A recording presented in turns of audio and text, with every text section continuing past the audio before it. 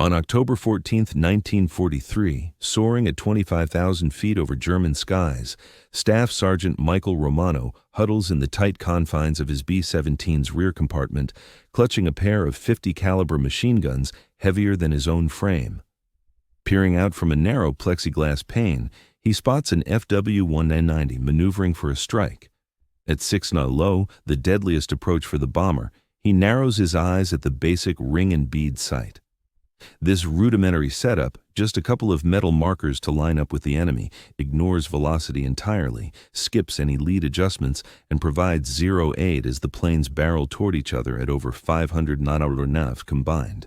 He squeezes the trigger, his tracer rounds streak uselessly past the plunging aircraft. The FW-190's guns erupt. Explosive 20mm rounds rip through the bomber's skin like it's mere foil. This deadly encounter unfolds 291 times during the day's second Schweinfurt mission. The 8th Air Force sends out 291 B-17 flying fortresses into the heart of Germany, unescorted by fighters. As dusk falls, 60 of those planes, over 20% of the formation, lie in ruins on the ground. The remaining 138 limp home so wrecked they'll never take to the air again. 600 U.S. airmen perish. The toll is savage and can't hold up. Continuing like this, no crew would beat the odds to complete their mandatory 25 sorties. Debriefings after the mission expose the harsh reality. Tail gunners, meant to shield the plane from the Germans' favored rear assault, manage hits in fewer than 8% of cases. Enemy aces simply dive in from behind, weather a brief burst of wild shots, and systematically dismantle America's costly daylight bombing effort, fortress by fortress. Top brass convene at 8th Air Force HQ in High Wycombe, England. The protective firepower designed to turn the B-17 into an unassailable bastion has collapsed utterly. Absent a fix, the whole concept of pinpoint daytime raids, the core of the air campaign, teeters on the brink of abandonment. Unbeknownst to them, right then on a chilly, unforgiving tarmac at Bassingbourn Airfield, a young tail gunner of 22, with just a basic high school diploma, doodles a blueprint in his flight log that defies several Army Air Force's rules. Experts in ordnance will dismiss it as utterly unfeasible. Yet this idea will boost tailgun precision threefold and spare countless American pilots.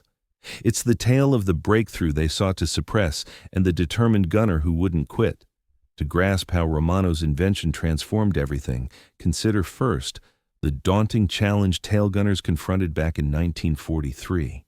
The B-17 Flying Fortress heads into battle guided by tactics lifted from sea combat. Laden with machine guns for interlocking coverage, the idea was that a storm of bullets would safeguard the formation. Propaganda from the Army Air Forces dubs it a soaring warship. But wartime hits hard with a different truth. Staff Sergeant Michael Romano arrives at Bassingbourn Airfield, England, in August 1943, stepping in as a substitute tail gunner for the 91st Bomb Group. A one-time mill hand from Pittsburgh, he lacks any university learning or technical know-how, enlisting at scarcely 19. The service drills him for 6 weeks on unjamming weapons, gauging distances, and hoping his bursts land true. His post in the tail turret feels like a narrow tomb. He kneels atop a bike-style perch, legs jammed against the fuselage, arms straining to swing the twin .50 caliber Browning M2s across a limited arc. The mounts are basic yokes. His sighting gear? A simple ring and bead arrangement, a loop of metal with a forward peg, reminiscent of Old West firearm optics.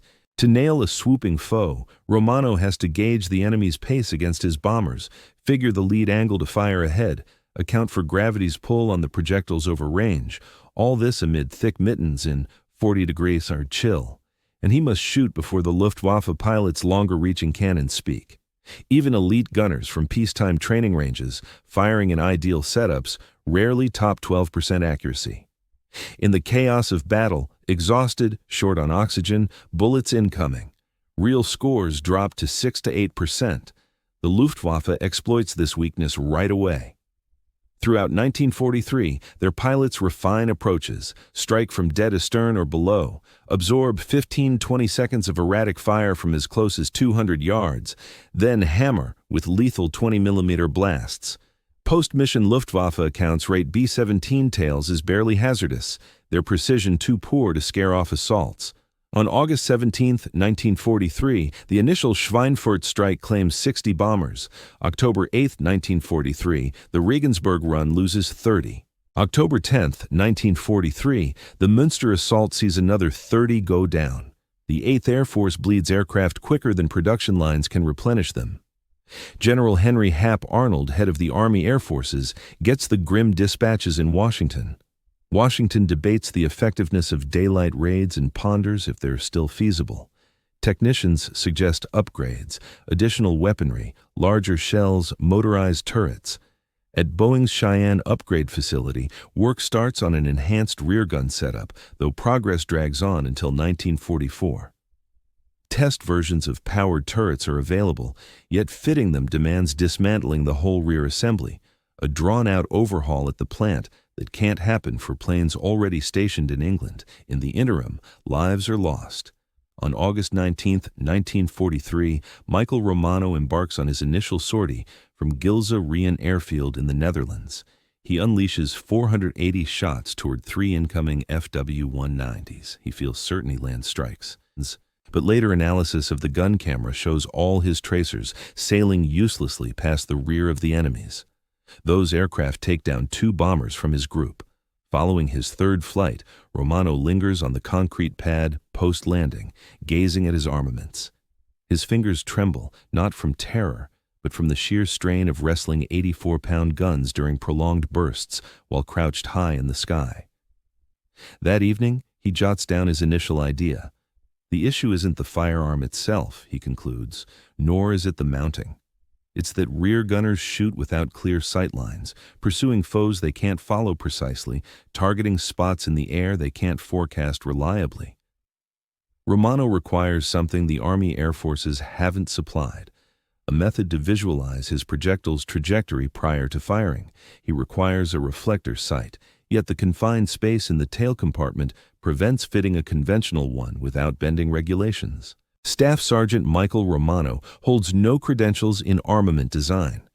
Hailing from Pittsburgh, Pennsylvania, born in 1924, he quit school at 16 to labor in the steel plants amid his dad's sickness. He tends smelters, fixes equipment, and picks up hands-on metalworking knowledge via experimentation instead of books. As the U.S. joins the conflict, he signs up for the Army Air Forces to flee the industrial grind. The service places him in air gunnery courses, not due to any proven skill, but because his slight build suits the rear spot. Standing 5 feet 7 inches and weighing 145 pounds, Romano slips into tight areas that bar bigger enlistees. He finishes foundational shooting drills at Harling in Texas, earning middling marks on the firing range. His teachers remark on decent firing control and decent gear upkeep. No one spots him as outstanding. He earns his silver gunner insignia and gets slotted into a B-17 team as just another cog in the 8th Air Force's immense operation. Yet, Romano harbors a quality his records overlook. He refuses to tolerate flawed setups. After his 5th mission on October 4, 1943, over Frankfurt, Romano's irritation boils over. His plane limps back riddled with 78 flak punctures and scars from 2 enemy passes. Romano expended 620 rounds. He struck zilch. His closest pal, the rear gunner in a nearby B-17, perished when a Bf-109 struck from straight astern, and Romano's return shots couldn't ward it off. That evening, Romano heads to the plane's shelter with a repair light tucked in his flight journal. He scales into the rear compartment, still pungent with gunpowder and leaked oil, and fixates on the basic ring and bead aiming device. The epiphany strikes, not with fanfare, but as a straightforward realization. Romano catches his image in the bent plexiglass pane. Through that warped reflection, he views areas aft of his plane's tail that the iron sights could never reach. He doodles furiously. Imagine placing tiny mirrors at key positions to grant side views outside the sight's narrow scope, or tilting them to display the paths of his own tracers, allowing him to guide shots onto threats by observing the bounces instead of peering through flawed basic sights. Then the key innovation. Suppose he merged mirrors with a basic reflector sight. a pane of glass inscribed with a targeting grid, arranged so he could follow enemies while keeping an eye on tracer trails via the side mirrors. It's no advanced computing site like the gyro setups in pursuit planes. It's a makeshift blend of shiny panels and ad-libbed aiming aids. Still, it could function. Romano devotes 3 hours that night to drafting plans, gauging tilts, and figuring trajectories using a borrowed mechanics angle tool from the base workshop. By morning, he holds precise blueprints for a mirror-aided reflector sight array, needing no electricity, no intricate setup, and no plant alterations. He also faces a dilemma. His invention defies Army Air Force Directive ZO-120 EG-2, banning unsanctioned tweaks to protective weapons. Fitting it sans permission might lead to a court-martial. Romano resolves it doesn't matter. Romano locates his unlikely partner in crime in an unexpected spot. In the sheet metal workshop at the base, Technical Sergeant Frank Kellerman, a 38-year-old aircraft technician hailing from Detroit, had prior experience in the Civilian Conservation Corps amid the Great Depression, where he constructed bridges and fixed gear using scavenged supplies. On October 7th, when Romano presents him with blueprints and a plea for unofficial custom building, Kellerman examines the plans for under 5 minutes. "This breaks the law," Kellerman states bluntly. Romano agrees. "Indeed, Sergeant, you're requesting alterations to defensive weapons sans official engineering sign-off, breaching roughly 6 technical directives." "Correct, Sergeant." Kellerman glances up from the sketches. "Your next mission? Tomorrow, over Mooster." "In that case, we need to hurry." They start laboring past midnight in a secluded spot within the hangar, employing leftover materials that Kellerman has quietly obtained. Core pieces derived from repurposed plane components, bent mirrors sourced from faulty navigation gear, plexiglass panels from broken cockpit enclosures, and aluminum supports from scrapped fuselages. The key reflector sight originates from a damaged P-47 Thunderbolt fighter plane. Kellerman extracts the intact gun sight unit meant for forward mounting and redesigns the attachment points to suit the tail gunner's tight space. Crafting the mirror setup turns out trickier. Romano desires 3 compact curved mirrors angled to offer side views of his bullet trails without blocking his main sight line. Kellerman builds adaptable mounts from flat aluminum and spherical connectors borrowed from wing controls. Through the wee hours, they assemble parts, check alignments, and tweak as needed. By Oro 4:30 hours, Kellerman affixes the full setup inside Romano's B-17G, dubbed the Knockout Dropper. As the airfield dozes, their handiwork looks rough. Fasteners use regular plane screws. Mirrors get secured with safety wire. The sight fastens to the gun yoke through a welded arm that would appall Boeing's designers. No record of the changes enters the plane's log. During the morning briefing, Romano keeps quiet about the upgrade. His pilot, Lieutenant James Holbrook, skips a tail check prior to departure. The wing leader remains unaware. The squadron weapons chief has no clue. They take off for Münster at 07:30 hours. Above German skies by 10:15, a Bf-109 launches its assault, 6 o'clock low, approaching swiftly. Romano pivots his turrets, peers via the fresh reflector sight. The glowing crosshairs hover in his view, locking onto the enemy. From the corners of his eyes, the mirrors reveal his barrel's orientations. Real-time info on his fire's direction. He unleashes a 3-second volley. The mirrors display the tracer arcs lagging the foe. He compensates, anticipating the plane by the reticle's width. Another burst follows. Now, the streams merge with the mark. The Bf-109's motor bursts into flames. The craft flips upside down and spirals downward, belching dark fumes. Romano gazes at his weapons, then the mirrors, then the vacant heavens where the attacker had been moments ago. "Holy," he mutters into his mask. It functions. Romano touches down at 13:40 hours bearing one verified victory, his initial one. The festivities endure precisely 20 minutes. At 1400 hours, in a standard after-mission check, Crew Chief Master Sergeant Donald Pierce uncovers the illicit alterations. Pierce promptly notifies the squadron weapons officer, Captain Richard Voss, who storms over to the parking area with a notepad and a face twisted in restrained rage. "Sergeant Romano," Voss declares, his tone sharp with disciplined authority, Mind telling me about the unapproved gear in your station? Romano snaps to salute. Sir, I added an enhanced aiming device. You added what? Voss's pitch elevates. Have you any idea of the rules you've ignored? Technical Order 0-EG2 strictly bans unsanctioned tweaks to defensive arms. This isn't some backyard jalopy, Sergeant. We're dealing with a warplane. Rogue changes might weaken the frame, spark blazes, or clash with vital functions. Sir, it performed. I couldn't care less if you bagged the whole Luftwaffe. Voss points sharply at the rear. That setup isn't standard Army Air Force issue. It's not cleared by Boeing. It lacks safety trials. Strip it out now or face court-martial for ruining federal assets. Romano's pilot, Lieutenant Holbrook, interjects. Captain, my rear gunner claimed his debut kill today thanks to that sight. Perhaps we ought to— Your view is registered, Lieutenant. Voss interrupts. The alteration gets dismantled. End of discussion. End of. News races across the 91st Bomb Group like a blaze. By dinner in the mess hall, all gunners on base have heard about Romano. It's about the unlawful mirror setup and his initial takedown. Views clash intensely.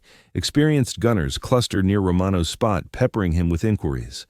How tough is the setup process? What's the viewing angle? Will the mirrors hold up against windrush at 200 meters? Yet the technical experts and top upkeep crew respond with worry. Captain Theodore Morrison, the team's deputy weapons overseer, calls an urgent session on October 11th.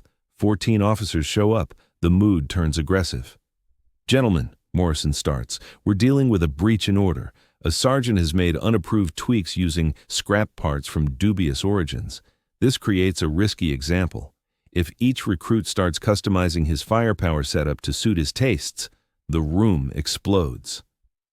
With all due respect, sir, that's ridiculous, Major William Calhoun, the ops chief, rises to say. Romano downed an enemy plane with this setup.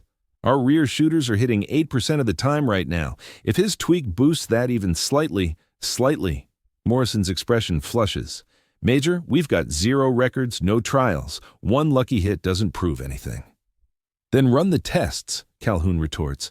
Send Romano out tomorrow with the changes in place. The gun cams will grab solid proof. If it flops, yank it off. If it succeeds, perhaps we ought to roll these out rather than court-martial the guy who came up with them. The debate heats up. Tech folks raise hazard issues. Battle leaders point to death tolls. The gathering sinks into yells.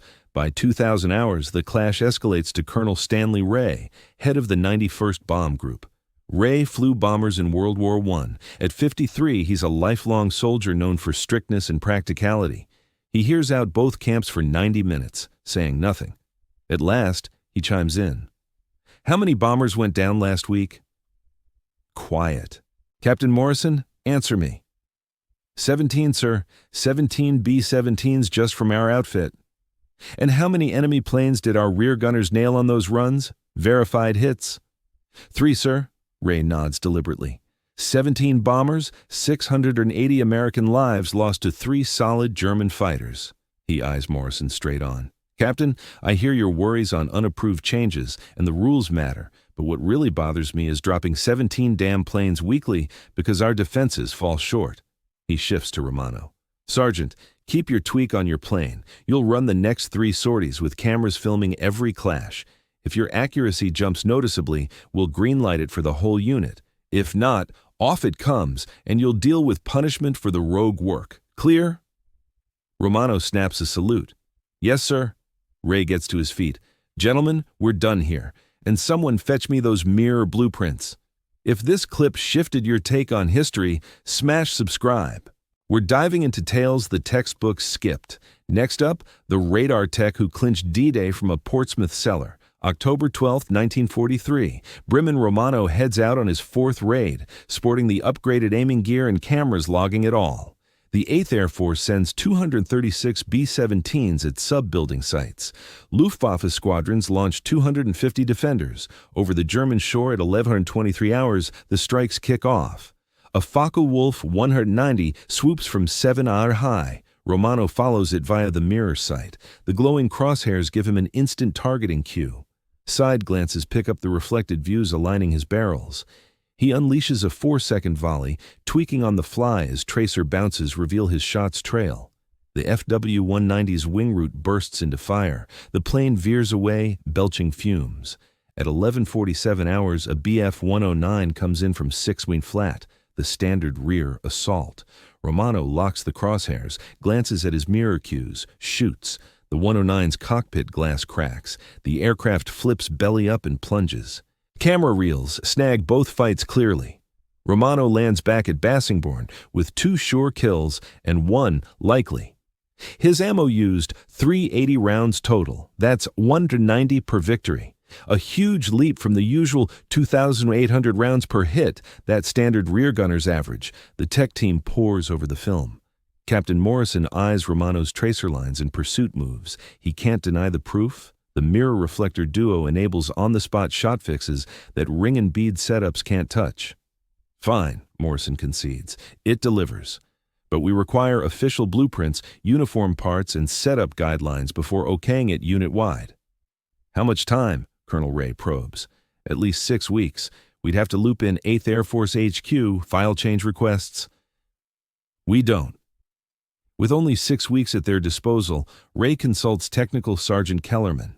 How many of these setups can your team assemble daily from existing resources? Kellerman ponders, suggesting that with assistance from the sheet metal workshop, they could produce perhaps 4 full units. By salvaging reflector sights from wrecked fighters and crafting the mirror mounts on site, they can commence production right away. Ensure every tail gunner in the squadron is outfitted within 2 weeks. Morrison raises concerns, noting the lack of official clearance from the 8th Air Force. Captain, I'll deal with 8th Air Force. You focus on the technical blueprints. Meeting adjourned. What ensues is a makeshift production effort that would appall any stickler in military supply chains. Kellerman's crew gathers parts from various spots across Bassingbourn Airfield. Reflector sights pulled from totaled P-47 fighters. Mirrors extracted from faulty navigation gear. Aluminum supplies raided from storage depots. They set up an assembly line inside the maintenance hangar, churning out 4 complete mirror sight assemblies each day. Come October 20th, 18 B-17s in the 91st Bomb Group boast Romano's upgrade. The outcomes emerge swiftly and strikingly. On the October 20th Duran raid, tail gunners using the mirror reflector sights score 11 verified victories amid 47 enemy fighter assaults. That's a 23.4% success ratio, almost 3 times the prior norm. November 3rd, during the Wilhelmshaven sortie, they notched 16 confirmed destructions from 68 engagements, hitting 23.5%. For the November 5 Kiel penetration, 13 kills lock in, with a 21.8% rate. The statistical shift revolutionizes bomber endurance. Luftwaffe aviators, once bold in rear assaults on B-17s with little fear, now encounter precise, ongoing counterfire. Post-mission German analyses highlight the boosted potency of U.S. tail armaments and urge tactical adjustments to attack methods. Major Hans-Joachim Jabs, a Luftwaffe night fighter expert loaned to daytime ops, records in his logbook, "The flying fortresses have grown far deadlier. Their rear gunners now exhibit precision akin to that of powered turrets alone. Strikes from the tail sector pose intolerable hazards." News trickles up to 8th Air Force Command at High Wycombe. On November 18th, Brigadier General Frederick Castle, head of the 4th Bombardment Wing, shows up at Bassingbourn without warning. He scrutinizes Romano's tail setup firsthand, reviews the gun camera reels, and quizzes Romano for half an hour. "Sergeant, what made you certain this would succeed?" Romano gives a casual shrug. "I wasn't sure, sir, but the standard sights were clearly failing, so I thought any alternative had to be better." Castle chuckles. The first levity on this topic in ages. Valid observation. He probes the mirror rig, checking its swivel. This setup could be replicated at base facilities. "Yes, sir. Sergeant Kellerman has detailed schematics prepared. Parts are largely repurposed, though we'd procure suitable ones if required." Castle approves with a nod. "I'm greenlighting rollout throughout the 4th Wing immediately. All B-17s get this enhancement in 30 days. He fixes his gaze on Romano. "Sergeant, you've likely preserved more American lives than you can imagine." By December 1943, Romano's mirror reflector sight arrangement, formerly dubbed the Field Expedient Tailgun Aiming System Type 1, equips over 200 B-17s spanning several bomb groups. The 8th Air Force's engineering evaluations, alongside Boeing's Cheyenne Mod Center, which was already refining the advanced Cheyenne tail turret, integrate Romano's reflector sight concepts into their plans. The manufactured Cheyenne turret, debuting on B-17Gs from January 1944 onward, includes an N8 reflector sight mounted virtually identical to Romano's jury-rigged P-47 unit. The effects on crew survival metrics are quantifiable and profound. Bomb groups with upgraded tail optics see tail-end losses drop by roughly 35% from October 1943 to March 1944. This spares scores of aircraft and countless personnel, thanks to an alteration one engineering officer once labeled unlawful and hazardous. Romano keeps up his combat sorties until February 1944. His individual count hits 7 certainties and 4 possibles, a remarkable feat for a tail gunner. Yet, crucially, his idea proliferates across the 8th Air Force, extending to the 15th in Italy, and eventually shapes defensive upgrades for B-24 Liberators too. On February 22, 1944, amid the massive Big Week push targeting German plane factories, Romano's B-17 absorbs severe flak hits over Leipzig. He persists in fending off fighters as hydraulic leaks and fuel miss the tail compartment. The plane force lands in Belgium. The entire crew makes it out alive. Romano endures the war's closing phase in a German POW camp. Michael Romano comes home to America in May 1945, down to 127 pounds, 18 pounds under his prior weight, along with his entry weight upon joining the U.S. Army Air Forces honors him with the Distinguished Flying Cross for outstanding performance during airborne missions, highlighting his creative enhancement to the efficiency of defensive weaponry. The official commendation subtly sidesteps the fact that his breakthrough started out as a violation of rules. Romano shuns the spotlight. He turns down offers for features in service publications. Even when Boeing's team asks him to visit their Seattle plant to talk about advancing the Cheyenne turret, he courteously declines, explaining, "I simply built what was essential to make it through." Others formalized his idea. Back in Pittsburgh, he weds his teenage love and spends 37 years as a machinist.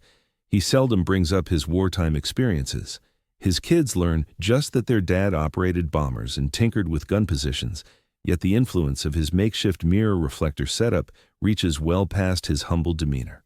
The manufactured B-17G Cheyenne rear turret, which adopts the reflector sight techniques Romano introduced, turns into standard gear for every late-war flying fortress. Boeing assembles 8,680 B-17Gs from August 1943 through April 1945. Nearly all come fitted with upgraded rear-gun targeting mechanisms evolved straight from Romano's on-the-fly adjustment. This boost in rear-gunner accuracy compels the Luftwaffe to drop their favored six-handed assault approach. Enemy pilots switch to frontal assaults, riskier for their planes, yet vital to dodge the strengthened rear protections. Such a shift in strategy aids the rising toll of Luftwaffe fighter casualties through 1944. After the war, the U.S. Strategic Bombing Survey's review measures the effect. B-17 squadrons with enhanced rear sight systems endure 32 to 37% less damage from rear assaults than older versions did over countless bomber sorties. That figure accounts for roughly 840 planes and 8,400 airmen who made it back alive. Odds said they wouldn't have. The reflector sight methods Romano developed, merging them with side view helpers and instant adjustment tools, shape later defensive weapon setups. Today's rear gun arrangements on bombers such as the B-52 Stratofortress use advanced digital aiming, but the core idea persists. Deliver the shooter the sharpest view of his firepower's direction and the enemy's path. In 1983, the 91st Bomb Group Association gathers at Bassingbourn Airfield, preserved now as a historic landmark. A few rear gunners who used Romano's mirror reflectors show up. Among them, Gerald Hammond carries a rescued mirror mount he's saved for 4 decades. Hammond faces Romano, then 60, with graying locks, enjoying grandpa duties, and states plainly, "Thanks to you and those mirrors, I got back safe. My family owes their lives to your refusal to settle for poor aiming tools. I appreciate it." Romano, uneasy with the sentiment, brushes it off and responds, "You'd have figured it out too. Everyone just aimed to stay alive until we could return." But Romano's mistaken there. Countless rear gunners confronted the identical flawed sights, the same hopeless shooting angles, the same devastating death tolls.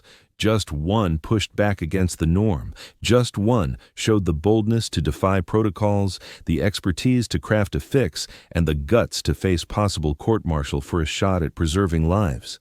Michael Romano passed away in 2003 at 79. His notice in the Pittsburgh Post-Gazette covers his armed forces role in one brief phrase: World War II vet, 8th Air Force. It skips how he rescued thousands using mirrors and spare plane scraps. It omits that his prohibited tweak turned into routine issue. It leaves out that his officers and designers argued over rules and trials. A 22-year-old Pittsburgh laborer cracked a puzzle that stumped them. Because top breakthroughs don't arise from seeking clearance. They emerge from those who won't stand by as comrades perish pending okay. Romano's insight lasts. At times, true bravery isn't obeying commands. It's recognizing when human lives outweigh the guidelines.